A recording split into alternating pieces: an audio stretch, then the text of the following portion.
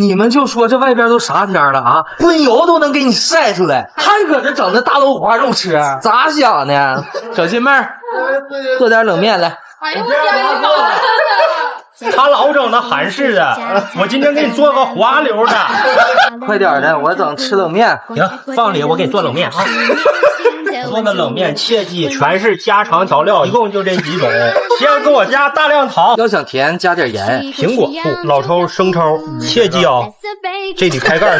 太焦的，切记啊，生抽别加太多，老抽再少点。重中之重，冷面不加雪碧，加的是小苏打加高度醋。啊，这跟雪碧一样气泡。这个是雪碧的前辈。加入生命源泉，夏天这得吃点冰峰。